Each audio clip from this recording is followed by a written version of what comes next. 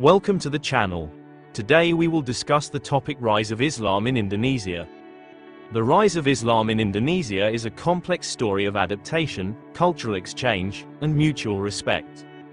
Unlike many parts of the world where Islam spread through conquest, the Indonesian experience with Islam was peaceful and gradual. This journey started in the archipelago's coastal trading hubs, particularly in Sumatra, where Muslim traders first landed. The strategic position of Sumatra and other islands along the busy Indian Ocean trade routes meant that Indonesia was always a melting pot, where Chinese, Indian, and Arab merchants exchanged goods, ideas, and philosophies. While these merchants introduced Islamic beliefs, they did so in ways that respected and preserved Indonesia's cultural values, sparking an organic and lasting connection with the faith. One of the earliest Islamic kingdoms in the region, the Sultanate of Samudera Pasai in northern Sumatra, emerged in the 13th century. Samudera Pasai became a model for other Indonesian societies, demonstrating how Islam could be woven into governance and daily life.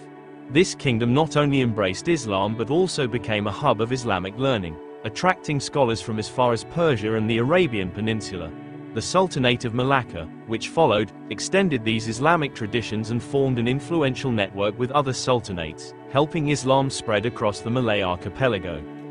A defining feature of Indonesia's Islamic identity was its unique blend of Sufism and local animist traditions. Many Indonesians were initially hesitant to abandon their customs, which included ancestor worship and rituals tied closely to nature and the land. Sufi missionaries played an essential role in bridging this gap.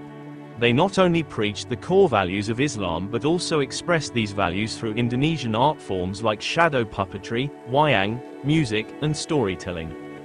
This approach transformed Islam from a distant, foreign faith into something deeply connected with Indonesian spirituality.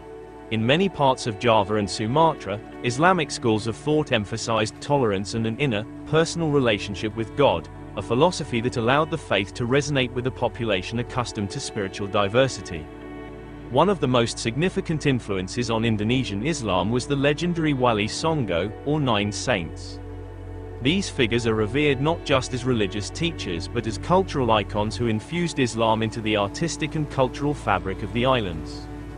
They adapted their teachings to the Indonesian way of life by incorporating local folklore and customs, such as traditional ceremonies and festivals, into Islamic practices. For example, Sunan Kalijaga, one of the Nine Saints, famously used wayang performances to teach Islamic principles without alienating the Javanese people from their heritage. By embracing local music, dance, and language, the Wali Songo made Islam feel Indonesian, creating a syncretic form of the faith that was widely accepted by the people. The colonial era in Indonesia brought new challenges and changes to the spread of Islam. The Portuguese, who controlled strategic ports like Malacca, and later the Dutch, who dominated Indonesia for nearly 350 years, introduced Christianity and Western values, often in opposition to the growing Islamic identity.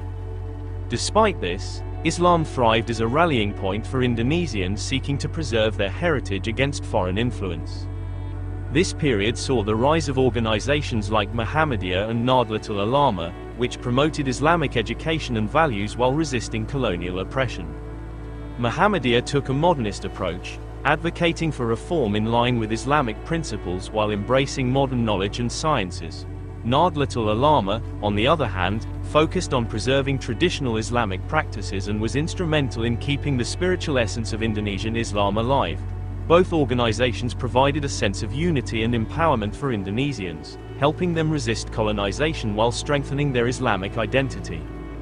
The struggle for independence in the 20th century brought a new role for Islam in shaping the nation. Islamic leaders were actively involved in the nationalist movement, seeing independence not only as freedom from colonial rule but as a chance to establish a society rooted in justice and faith. While the newly independent nation adopted Pancasila, a philosophy that promoted belief in a single God without enforcing a particular religion, Islam remained a key influence on social values, education, and even the legal system. As a result, Indonesia emerged as a country with a unique balance between religious devotion and secular governance, providing space for Muslims and other religious communities to coexist peacefully. In modern Indonesia, Islam remains diverse, with a range of interpretations and practices reflecting the archipelago's ethnic and cultural variety. In Aceh, a region known as the Veranda of Mecca, Islamic laws are more strictly observed, reflecting the area's early adoption of Islam and its proximity to Muslim trading routes. In contrast, in regions like Bali, Islam exists alongside Hinduism, Buddhism, and Christianity, creating an environment of interfaith dialogue and mutual respect. Organizations such as Muhammadiyah continue to promote modern education within an Islamic framework, encouraging progressive interpretations of Islamic teachings that address contemporary social issues. Today, the rise of Islam in Indonesia is a story not just of faith but of cultural integration, resilience, and diversity.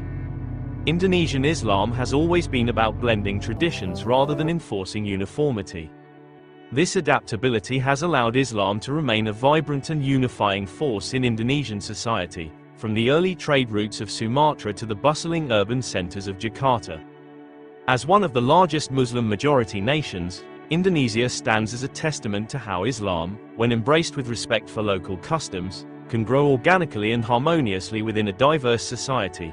This cultural depth and adaptability remain integral to Indonesia's national identity, making it a unique example of Islam's global journey. Thanks for watching the video.